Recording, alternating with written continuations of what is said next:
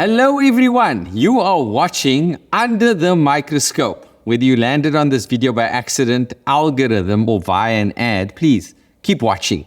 We love having you with us. We love you commenting and debating. We don't all need to agree on everything. We can differ in our opinions and beliefs. You know, like you might be a Swiftie or you might belong to the beehive. Okay, and of course you might be the person who doesn't get the hype and is sick of the hype. But you know, whatever we believe and follow, we can find some sort of middle ground. I mean, if they can get along in real life, then surely we all can. This season we're talking about a xenophobia, which in recent years has escalated in South Africa. There's a growing hostility towards non-nationals, which has manifested itself in various forms, ranging from hate speech and discrimination to violent attacks and even murder. In this episode, we'll be looking specifically at human rights violations of migrants and asylum seekers. Now, some people in government and so-called community activist organizations and just general haters will have you believe that foreign nationals don't have rights in South Africa. Like, for example, the Minister of Health for Limpopo, Phopie Ramathuba. Watch as she pays a visit to the hospital bed of a Zimbabwean national. You speak Shona, and then how do you find yourself in Villa and Malala when you are supposed to be with Munangago? You know he doesn't give me money to operate you guys, and I'm operating you with my limited budget. Thank you so much. I appreciate well, you can't appreciate that. You are killing my health system. When you guys are sick, I'm hearing these days, you just say, let's cross Limpopo River. There's an MEC there who's running charity department. It's not. Pure people. Now, I don't know about you, but when I'm in hospital, there are certain things I don't like. I don't care for. I don't like the food. I don't like seeing a nurse carrying a bedpan in my direction. And of course, I don't like random strangers coming to cuck me out for no reason. And can we pause for a minute to take a note of the irony of the sadistic genie's name, Phopie, because she can just pop up anywhere. No, she could be smoking Phopie. Who knows? Now, let's look at the facts, which Minister Meany seems to be completely ignoring. The overloading and collapse of our healthcare system is not because of this Zimbabwean or any other non-national using our state hospitals. Our healthcare system is in crisis for the same reason our electricity supply and our ports and our rail network are in crisis.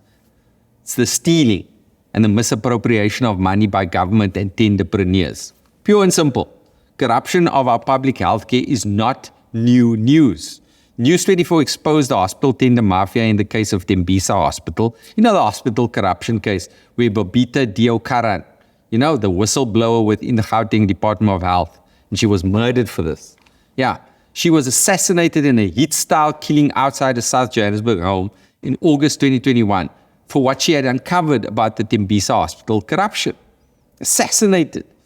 And it's not just the Tembisa Hospital case. The rot of theft, fraud, and greed has affected so many of our country's public healthcare facilities, compromising the health of millions of ordinary citizens. And the corruption even circles back to the Limpopo Health Department, headed by Minister of Hospital Bedside Invasions. That's right, you guessed it, Phopie Ramathuba. Her department is accused of awarding fire tube boiler tenders worth almost 9 million rand, even though some of the hospitals don't even use coal. So this makes it clear that foreign nationals are not the cause of the collapse of our public healthcare system. Now that we've cleared that up, let's look at who has access to our public healthcare system. Let's look at the law, shall we? According to South Africa's National Healthcare Act, every state-run primary healthcare facility must provide free care to everyone, except for people covered by private medical aid schemes. South Africa's Refugee Act stipulates that refugees are entitled to the same access to treatment and basic healthcare services as citizens in public healthcare facilities. This also applies to undocumented migrants who are citizens of any country in the Southern Africa Development Community. And both of these laws represent Section 27 of our Constitution that states that healthcare is a right that should be afforded to everyone. The heartless genie minister Phopie was reprimanded for his xenophobic actions, but the damage was done as the video went viral actually, and many people agreed with her without understanding the law, the facts, and the full picture.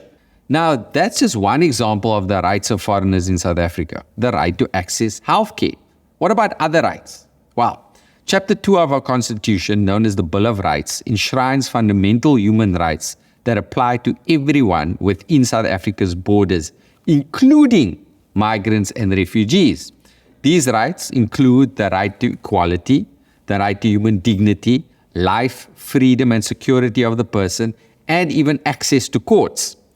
You see, in spite of our grotesque racist past, after 1994, our country was respected on the world stage as a model for human rights and democracy. You know, the OGs of the apartheid struggle saw to it that South Africa would be viewed as a beacon of hope and a safe haven for people escaping human rights abuses in their own countries. And what makes the hate movement against African foreign nationals even worse is that during South Africa's liberation struggle, many anti-apartheid freedom fighters had to flee South Africa, and they were taken in by our neighboring African countries, like, for example, Jacob Zuma, Msholozi, he went to Mozambique, and later on Zambia. I think that's the place where he perfected his kwasa dance moves. Oliver Tambo spent time in Zambia and Tanzania before going to the UK. Chris Hani spent time in Zimbabwe, Lesotho, Swaziland. And Thabo Mbeki spent his exile in Nigeria, Botswana, and Zambia. Many African countries supported the anti-apartheid movement. So it's really kak of us that decades later, this is how we are actually repaying our African brothers and sisters. It seems that the very people who would have been regarded as inferior by the apartheid government based on the color of their skin are now propagating hate against other Africans based on nationality. Case of the oppressed becoming the oppressor. And these haters have the audacity actually to use our constitution to defend their xenophobic views as their right to freedom of expression. What they should know, though, is that the right to freedom of expression isn't unlimited, and it's not the bedrock of democracy as X-Man Elon Musk believes it to be. And this is why freedom of expression does not include hate speech and incitement to violence. In fact, Section 16.2 of our Constitution is very clear. It does not extend to A, propaganda for war, B, incitement of imminent violence, or C, advocacy of hatred that is based on race, ethnicity, gender, or religion, and that constitutes incitement to cause harm. We can't be like Kanye and just say whatever cuck we want. And look, unfortunately, X is the perfect platform to spread untruths, hate, and violence because firstly, its predecessor, Twitter, was plagued by hundreds of millions of bot and fake accounts even before Musk took over, and they haven't been able to eradicate this problem. And secondly, the systems for reporting and dealing with disinformation and hate speech are slow and cumbersome. Not surprising since there are over 500 million tweets a day on the platform. Even if the content is later retracted, it will potentially already have been seen by large volumes of social media users.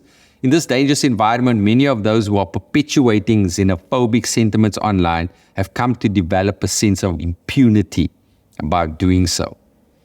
But all is not lost. Fear not.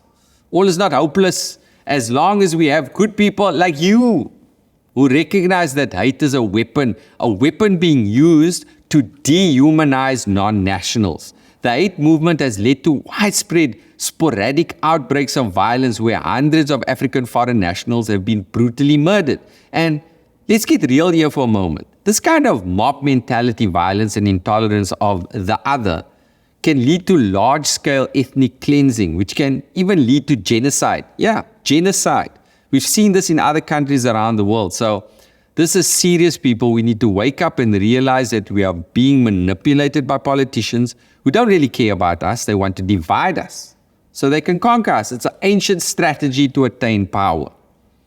One important thing you can do to be an active citizen is if you see hate and xenophobia on social media, report it to Real 411. That's real411.org. And look, I'm not a fan of cancel culture. Like, I don't think Janet should have been cancelled for Nipplegate.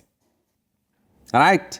Cook sisters should not be cancelled because they're gender specific. And I don't think we should cancel Mouth Tat because it was allegedly one of Boot's favorite puddings. I mean, it's so creamy and delicious, with that biscuity base. Okay, I'm fine. However, there's one thing we need to cancel, and that's hate for others. There's no place for hate in our country. There's no benefit to it. Hating on someone else doesn't solve our problems or grant us wishes. It does the opposite. It's destructive and it only ends in misery and suffering. So, do your part to cancel hate of others. Make sure you tweet and retweet, #cancel-hate and #hate-must-fall, and tell all the haters to stop copying the colonizers and the racist apartheid people. It's 2024 and love and kindness and forgiveness and respect is the answer to every question. I'm looking to you, the ordinary South African, to lead our country into peace, prosperity, and equality for all, because it's clear we can't depend on politicians. We have to do things together. And that said, though, it's an election year, so go out and vote, people, and vote for the hard-working, honest people who will uphold our Constitution, our human rights, and make sure that we can all live our best lives in what could be the best country in the world, if we just put our minds to it. As usual, we leave the links below. Exercise your freedom of expression and leave your comments. Be kind, be cool. Peace out, people. I'll see you next time.